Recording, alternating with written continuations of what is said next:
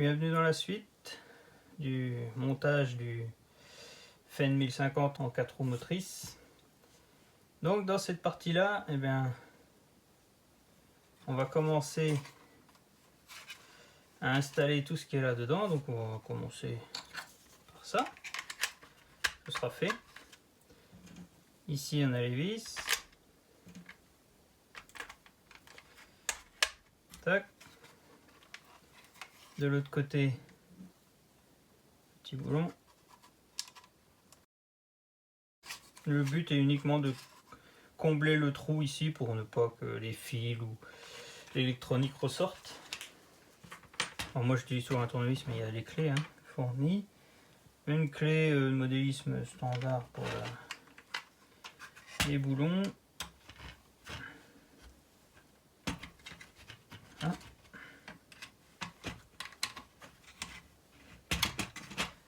Voilà pour ce côté là. Hop. Donc lui, pour l'instant on va pouvoir le visser que d'un côté. Donc moi je vais le mettre dans celui-là. Voilà. Hop.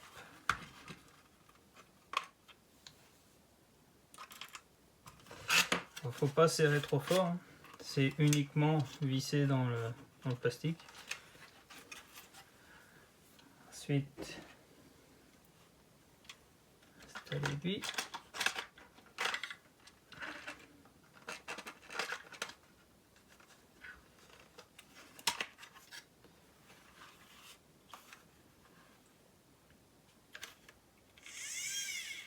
On va sortir comme ça pour l'instant. Alors là, ils sont toutes là. Je vais commencer là.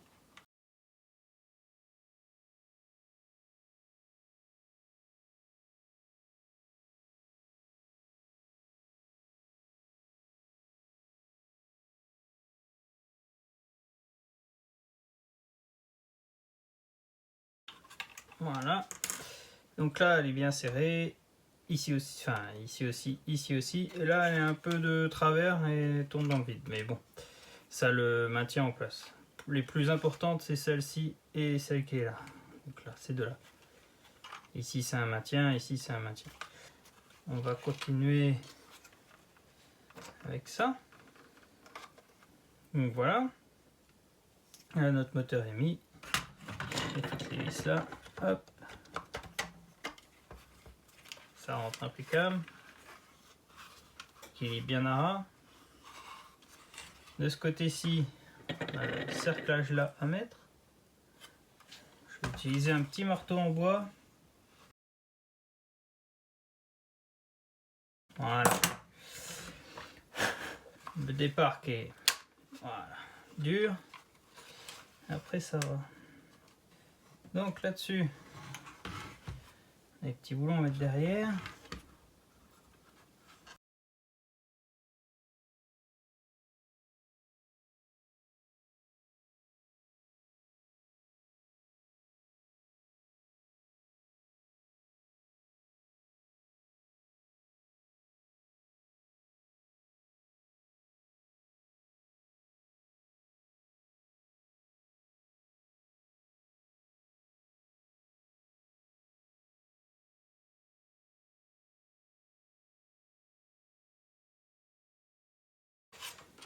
Voilà, pour un moteur.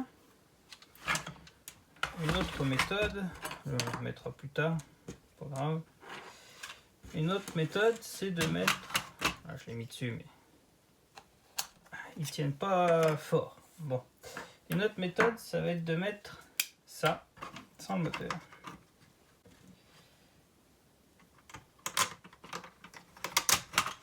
Tac, directement comme ça.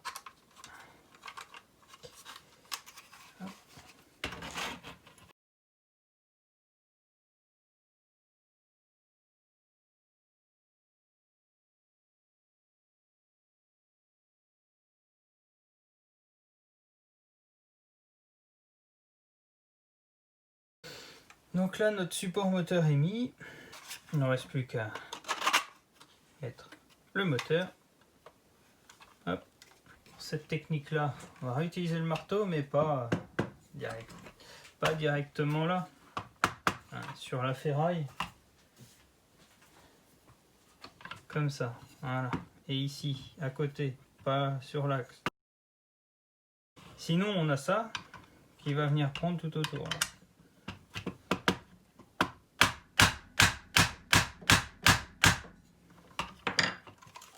Voilà, sinon une autre méthode, là ça frotte un peu à l'entrée de celui-là, sur l'étau. Moi je le fais sur l'étau avec une cale là, une douille, comme j'ai déjà montré, une douille de ce côté-là, ça ou une autre douille de l'autre côté, et on pousse à l'étau. C'est ce que je vais aller faire. Donc voilà, là je suis allé faire dans l'étau, donc une douille de 7, du moment que ça prend plus large que ça pour prendre sur la ferraille, et de ce côté-ci, une grosse douille, 32. Voilà. Donc voilà, là c'est fait, là c'est fait. À l'avant, c'est fait de l'autre côté. On va passer au pont avant. Alors le pont avant, c'est une réplique de celui d'origine. Plus gros. Hein. Plus gros, un peu plus large, pas plus haut. Alors devant, ici, il y a des... ça des caches, c'est pour cacher les moteurs et les câbles, pour ne pas que la terre rentre dedans. À l'arrière, ils sont moins longs, donc on verra un peu le moteur, mais ils sont moins longs parce que quand on tourne, la vis ici qui tient les garde-boue, parce qu'on voit que celui-là est pré-découpé pour aller dessus. On remet les garde-boue d'origine sur mes supports moteurs.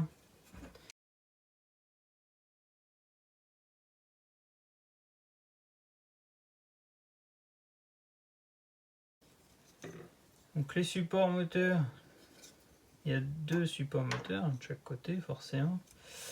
Ils viennent se mettre comme ça. Le moteur, le tout petit moteur, vient se mettre dedans. Alors, des fois il rentre, des fois il rentre pas. Voilà. Ah. Alors là il est bien au fond. On dirait il est rentré tout seul et il peut ressortir. Alors oui, mais non. Tout simplement parce que ici on a 2 vis là. Ça va tourner sur ça. Et donc l'axe, une fois serré là-dessus, le moteur pourra pas ressortir. Alors là on a mis le moteur. Ensuite on va enlever les vis des supports de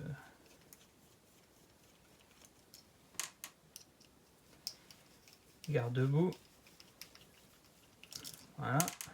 Donc celui-ci, il est prédécoupé, mais pour l'autre côté.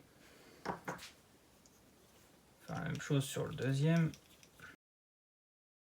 Voilà. On va mettre le petit moteur. 78 tours. Hop, il est au fond. Alors celui-ci, j'ai déjà fait des tests. Il a déjà été soudé. Donc pour récupérer le garde-boue, et ben simplement, hop, on enlève le tirant qui casse le piton ici de direction, mais c'est pas grave parce que il y en a un autre sur ma pièce. Là, faut prendre un tournevis, rentrer dans le trou là, hop, et faire levier. Voilà, ça on n'a plus besoin. Et ensuite ici, eh ben, il faut qu'on récupère le garde-boue. Et pour ça, on va aller le couper. Donc ici, tout ça, hein, on s'en fiche. Là, on prend le Dremel avec le coupant. On va couper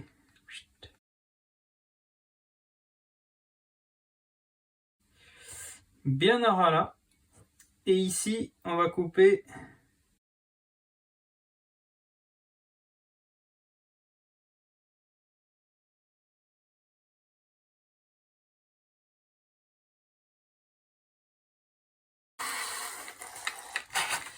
forêt 3 mm. Et ici, j'ai prévu de récupérer, je ne sais pas si on va voir, il y a des points. Il y a un point ici et un point ici. Je me suis mis à percer, j'ai prévu, pour percer pile dedans, là et là.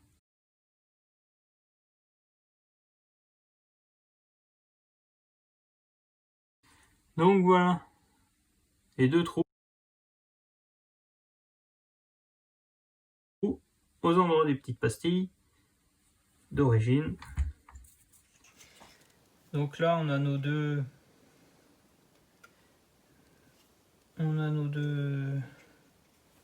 garde-boue. Toc. Ils viennent se mettre ici. On ne les met pas tout de suite parce qu'il faut remonter ça et surtout la barre de direction qui vient se visser là avant de venir les serrer. Donc là on va aller souder les moteurs. Donc la longueur de câble, eh ben, il va falloir que le câble il passe à l'intérieur là, à l'intérieur là, ici. D'ailleurs, j'ai oublié le trou du câble, des câbles, hop, deux câbles qui passent ici et ici c'est là.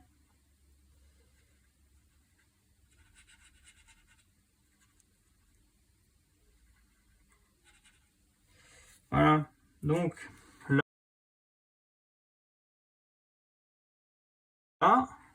il faut percer.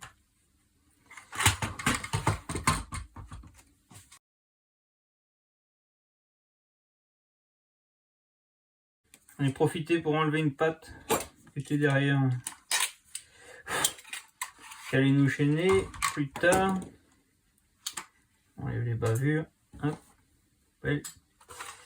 Donc là, le trou, on a la bosse ici qui va venir dans le rond là, et en dessous le câble.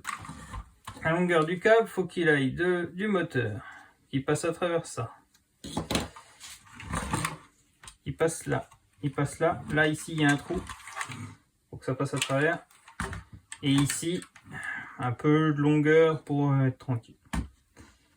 Donc, on va faire ça, parce que je vais mettre un raccord. Toc. On va dire ça. On coupe là. x2.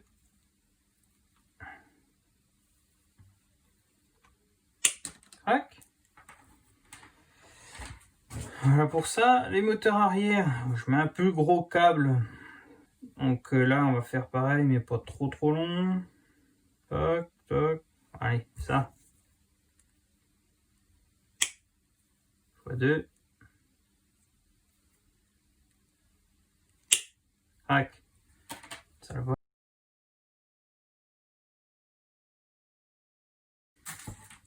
On a le câble arrière, le câble avant, on a l'étain.